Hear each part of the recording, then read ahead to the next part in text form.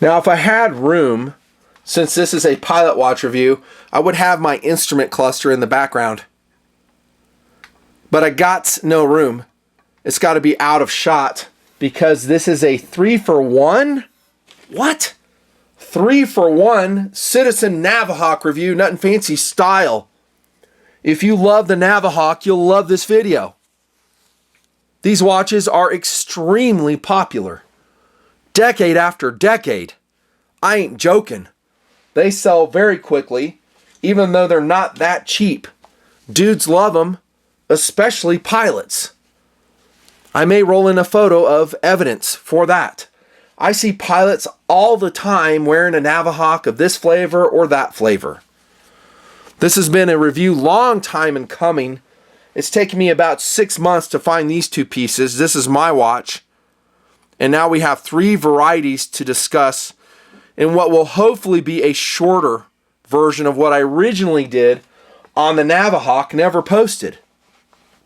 I also own the AT8020-03, oh no, not that one, different one, sorry, disregard, the Juliet Yankee 8035-04 Echo.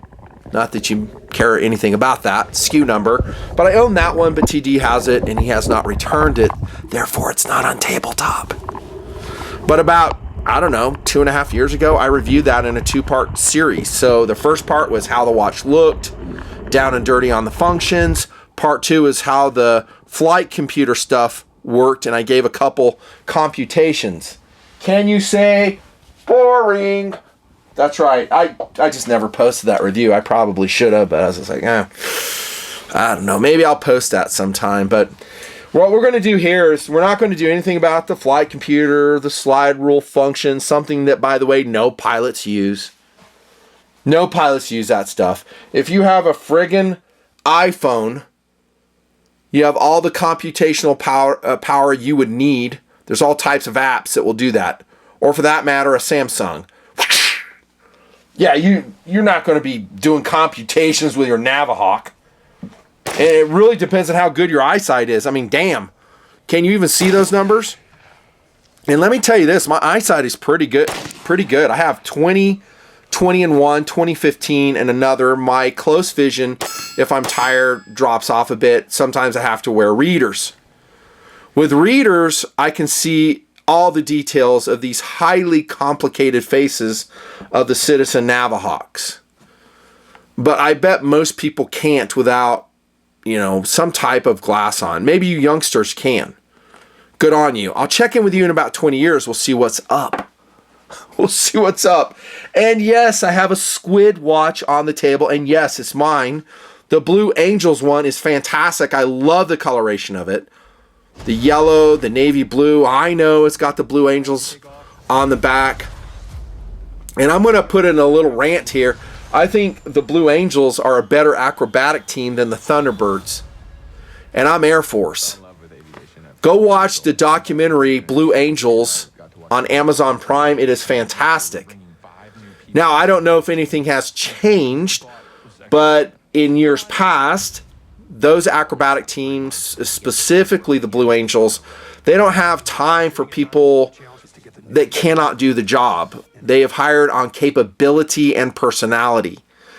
And they have a black member. I think now they have a female member. But again, there's no DEI in these teams. They can't afford it. People will die. I say that because it's not like that in a lot of the aviation world. There's tons of DEI in the airlines. Tons. They hire people all the time. They have no business flying airliners around. Sorry if you didn't know, but that's the way it goes. And so is the rest of corporate America, just like that. But as far as I know, the Blue Angels and the Thunderbirds, I hope they haven't changed. They're not that way. You have to do the job. You've got to fly the jet. Those sons of bitches are like 18 to 14 inches apart in their diamond formation. So they don't give a crap what your skin color is, what sex you are. You got to fly the plane. Well done, Blue Angels. I have the highest respect for the team. I really do. And I watched that show and I thought their commander was amazing. I thought, what a great leader. Just a perfect balance of mission and people. I have huge respect from that documentary. I was toying with the idea of just pulling out lessons from that documentary, making a video on it. Let me know if you want that. Maybe I'll do it, maybe I won't. Lately, my philosophy videos have been getting shitty views, so I'm not really super motivated to make a lot more. Back we go to the watch review. Yeah, so this is my version. I just love it. I think it's beautiful. The colors, the glistening sea blue, yellow highlights, beautiful yellow highlight stitching on the leather straps. Citizen always does such a great job with their straps. Oh my gosh, they do some great straps. But it's fun to roll these two in as well. So this is the Blue Angels variation. I think it is Juliet Yankee 8031-56 Lima. And this one cleverly labeled while I have it so I do not forget. That's a good looking watch. Oh my goodness, is that a good looking watch. And this is variation this. Pause it and look at it. I won't bore you reading it. ProMaster Perpetual, 4.5 ounces, same excellent leather sheath, 4714 by 49 more or less. Boy, that's a great looking face. And that, I think that is why these watches sell so good. They have a very busy, complicated face. We know this. The complications are just insane on these watches. There's just so much going on. But guys like that. Pilots like it. Not because they use the features, generally speaking, but because they just like the way it looks. It attracts dudes. They have kind of a Breitling look to it, like a tag or Breitling look to it as well. This is model, as you can see, A-T, blah, blah, blah right there. 481450. Wow, that's expensive. ProMaster Skyhawk. This one's a little bit heavier. Boy, that's a really interesting variation on that one, right? I love this one too. And if, as you notice, the case on this one is completely different. The sizing is a little bit bigger. It's 48 millimeters across. The distance is about the same. And this has very unusual, a very unusual method of attaching its proprietary leather strap, which, by the way, matches the blue face for the most part. And I could measure this, but it won't matter. If you want to keep this strap, when you buy this, you probably ought to find some place online to go source this strap. Now, I was looking at this and like, well, when this strap wears out, what's a bro going to do? And it looks like this is just a 22 millimeter lug under here, so you could probably run normal spring bars. I did not take these off because I don't want to scratch it for the user who loaned it to me. But there might be a way to thread a 22 millimeter onto it. It might look a little bit odd. I just don't know. So maybe if you can't deal with the proprietary attachment and this apparently 27.2 millimeter strap, you might want to go in these variations right here. But I sure like its execution. It's really handsome. Another great leather strap, 2 keepers, signed clasp. And these are just enough, I should say, stability to hold the watch well on your wrist, because these are relatively heavy pieces. You saw the weights there. They're running around 4.5 ounces or so. They're kind of bigger watches. They can run on a NATO strap. I've done that with my other one. What version did I say that was? An 8035. I find, though, a leather strap stabilizes it better on my wrist. Let me show you an example of what I'm talking about. So this is a Pagani IWC Aqua Racer Homage. I've reviewed this, and this is prior to my hands mod on this. I will hands mod it. Bezel, by the way, on this one is kind of sucky. I would say probably 2 out of 5. Really not good. Don't care. It was cheap. I'll paint the hands completely white. But this is a relatively big watch, and it's on a NATO strap, and I do have to cinch it down somewhat to get stability on it. It did come with a solid link stainless steel bracelet. My point being is that a bigger watch needs stability from the strap. Leather's a good way to do it. Sorry, Mr. A6 Intruder. That's our squid representation, since we have a squid watch. I should have an FA18 on there, but I don't. Okay, so great variety of colors. I'll put links below, probably taking you to short-lived Joma Shop products. I say that because they sell out so very quickly. I'll do my best to make my links more durable. Sometimes I'll just post like a search like in Joma Shop. And that's where I'm going to send you. That's where I'm humbly asking you buy, because then I make a few dollars from it and I can go get some more watches. This watch, for instance, was purchased with the link money that you guys had given me. So you purchased from Joma Shop and my other affiliates, and then I have money. I have a little account, and I say, oh, let me go get another watch for review. And I don't go direct to the manufacturer. I don't get free product from them. I don't do it. So it's just viewer supported. On we go to a quick rundown of the features. Let me show you with, well, my Blue Angels variation, since it is so ultra readable. Before I go there into the features, I'm going to talk about the looks in the presentation. Most of these variations have very good hands. You can pick out the analog time very quickly off of them. Even my black version is that way. It has orange hands. I really like it. It does annoy me to a certain level that they have a hollow portion in all the hours hands. Stupid. I don't like that. Would I take the watch apart and tape it? I haven't taken one of these apart, and I suspect it's going to be super complicated. You have to be very careful with these radio-controlled watches. You can have little pieces shoot off into nowhere. I don't know. But we have sword hands. I do wish they were of the bigger variety. I don't think they've done that because they do have, in this variation, positive display screens. This one right here annoys me a little bit because it's not super poppy against the whitish background. It's more kind of ivory colored. They should have done pure black hands, I'm thinking, on that. Probably would have looked a little bit better, but you would have no lume there. This one pops out very nicely, stick hands.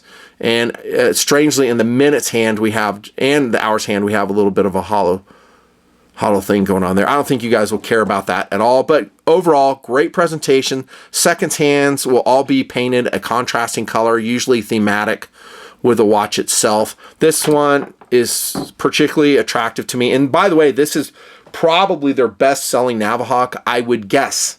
It's only a guess, because of the colors and because of the direct aviation tie-in. Guys will love it. Navy guys will especially love it. Maybe the few Blue Angels will definitely have one of these. But it just looks fantastic. Okay, at the top we have a dedicated Zulu, or basically Greenwich Mean Time display. I was looking on how to change that.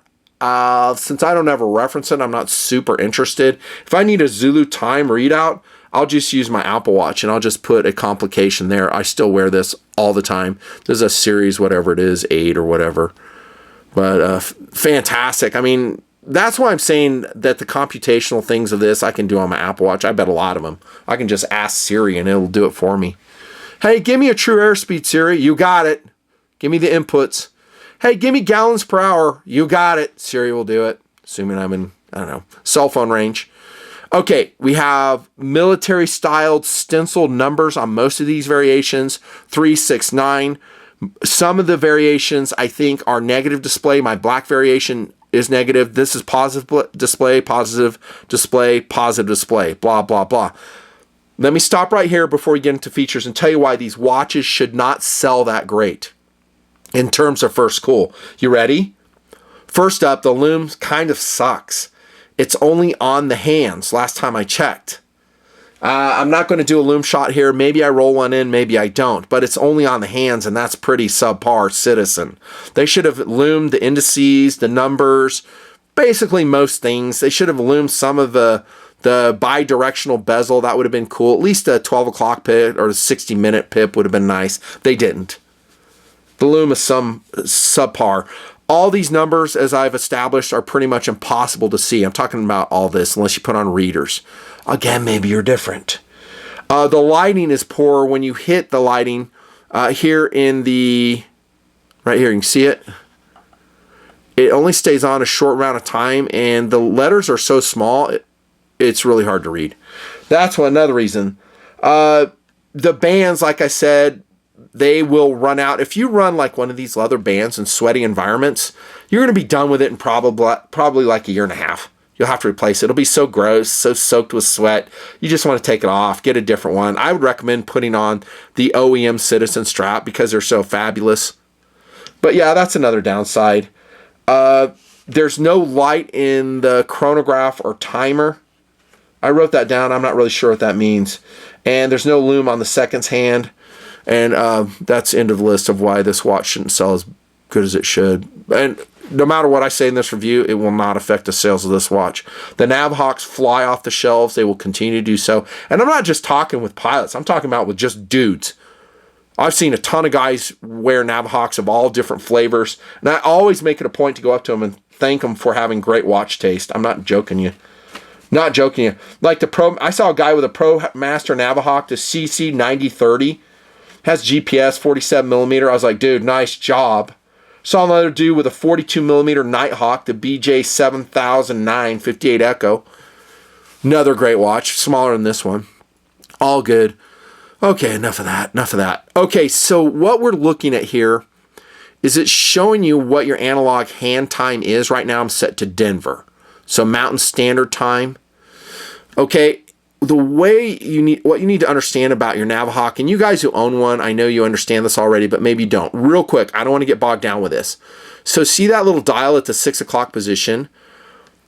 Maybe I'll add this to the list of why this watch shouldn't be as popular as it is. It's kind of tedious changing everything on it. It's not like a Casio. You have this beautiful collectible Golfmaster right here. For me to switch between modes, it's just a lower left. I can go through all my modes. Nice, big, easy to read. Awesome watch, by the way. Super collectible. Congrats to those who bought the original Golfmaster. It looks horrible now. And it's gone up like $400 in price. This one, the way you switch is you come out to position 1 and you rotate. So now for you to display the date, right in my hand, of course, is in the way. I go to cal, which is calendar. This is timer right here. Then you go to chronograph right here. And this is what I was talking about. Does it have a light in there? No, it doesn't. Oh, I lied, man. This one does have better lume on it.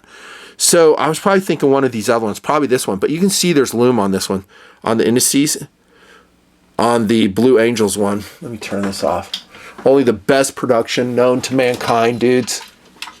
Oh, God, I have my information right. Okay, I take it back. This is the one I was thinking of. This one right here. I guess it's lumed in black, but you can barely see it. So, a few more points given than there's better lume than I thought. And it's that blue Citizen lume, the BGW9, which is where it's applied pretty excellent. Back to this. So that's your chronograph. Then we go to world time set. And then you can cycle through up and down, double slew. See this right here, how it's changing? So we go to different time zones. So when you want to have a time zone that you can swap out with your home time, this is where you'd go. Let's set it to, I don't know. Let's go to Honolulu. Okay, we'll just leave it there. And then you have alarm 1, alarm 2. You can set these differently for different cities, I believe, in your Navihawks, which is cool. Go to page 66 in your manual for that. And then your beep is actually pretty good. Press and hold. Not horrible. Alarm beep. And this is your receive function. So this is a radio controlled watch. And it will automatically receive the time signal from Fort Collins if it has a radio signal. If it doesn't, it won't. Again, I think in the Casio products, it makes a lot more sense how they do it. And they will put a time here of when it synced up. So on this one, it's been a bit. But at least it's there. And it's here too, but you got to dig into the manual to find everything. If you want to hack this with Fort Collins manually, go to page 69. If you want to manually set daylight savings time, page 47 once again. Blah, blah, blah. Those are the functions. Basically, the only function you're going to really use is swapping the times. Now, I went to world time. I'm sorry I screwed that up. But we have New York City and Denver. Let's say I want to swap those times. I'll pull this out to the first position. By the way, non-screw down crown. And then I press both of these buttons. And I got to make sure I'm in time. I probably went out too far. There it is. And now you can see it swapped. See? New York, now Denver.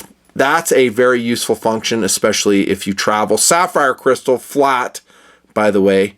And down and dirty, those are the functions you're really going to use. This is 24-hour time. You cannot change that.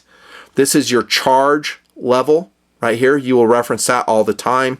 This particular variation has some different complications. Again, this is the AT Juliet Yankee 14808 Lima ProMaster Skyhawk. A little bit different, but the module is basically the same. 24-hour time, GMT time. And then your selection will be also shown down here. Charge level is right here. And this has some other interesting features too I'm not going to dig into. Radio controlled. That's a beautiful face. Really beautiful face. Some depth to it. All these will have a chapter ring, but they still have wide effective case spaces because they're larger watches. And there you go. Down and dirty, the Citizen Navihawks. 3 different flavors. And I might, I don't know, I might post that review, the other one I did 2.5 years ago, another time. I don't think anyone's going to watch it, though. Oh, by the way, solar powered.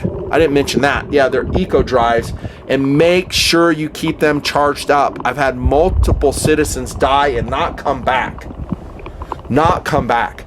And especially if you want them to time hack, put them near a window, preferably facing Colorado. The radio signal, like it says on page 18 in the manual, from 2 to 4 a.m., it will attempt to make connection with Fort Collins and adjust your time on the 60 hertz signal. Yes, sir. Competitive options. Well, the Casio products are amazing. I think as far as first cool goes, maybe even second cool, they are better. This is the Golf Master, used in Zodiac operations in California for years in the very beautiful blue variation. There's your call number, GWN 1000. Solar powered. This is only $298. The new Golf Masters, I think, are running like $850, and their smartwatches are connecting to your phone. This is, I believe, the PRG 6100 Yankee, 2.6 ounces, 50 millimeters by 12 millimeters, 200 meter water resistance. Fantastic JDM only watch. Basically the same modularity as this one. So the same module, ABC. I think, and if I press and hold, it'll take me back to home, and always gives me battery charge level. And then you got your, your other functions here, compass, altimeter. The one thing that I don't like about all these Casios is for me to change the time, they have what they call the smart crown. I got to unscrew it and fool around with it. Also to change time zones. That's why all these time zones are around here. Each watch will have its quirks. As far as second cool goes, which one of these two would I prefer? To be honest, it's a draw. I think it's fantastic. Having a bi-directional bezel that you could technically make some computations on, cool. No one's going to use it. I would much rather have a timing bezel on this. Even a bi-directional one would be much more useful. Timing bezels are very, very useful, and I use mine all the time. Pun intended. Competitive option. This is a ProTrek, also a Casio product. It's a PRG 650Y. Fantastic. Oh my gosh, really cool. Press and hold takes me to home. Let's see my charge level. High. Excellent. And this one has poor loom, so it's just loomed here. But judging how I'm getting the loom wrong, it's probably loomed in a lot more places. Negative display. This has a barometer readout, which I have found to be extraordinarily accurate. So right now it's showing a drop in pressure levels. That means it will rain. Never been wrong. Never been wrong. Also ABC functionality, and we're done, boys and girls. Since this is a pilot watch review, I should probably put a Star Wars T-70 X-Wing on there. That would count, right? Yeah, all these are really excellent watches. They really are, which is my favorite flavor. Now, I bought this one. You might say, well, this one hands down. I do love it, but any one of these, most colorations are just fantastic. I'll try to keep my links updated. And let me know if you have a Citizen Navihawk. Which flavor do you have? Do you love it? Has it been reliable for you? I'm pretty sure it has been. Incidentally, before I end, I did find a video on YouTube. Don't know if I can find it and post it below. A guy actually rebuilds a destroyed Navihawk. He's a professional watch rebuilder, restorer, and it was amazing to watch. And he was able to source the crystal. It looks like the watch took a bullet or something. I don't know, but he brings it back. And it's really good to see that a Navihawk lives on. Thanks so much to the donors for paying for the show, putting a few dollars in my pocket. Out.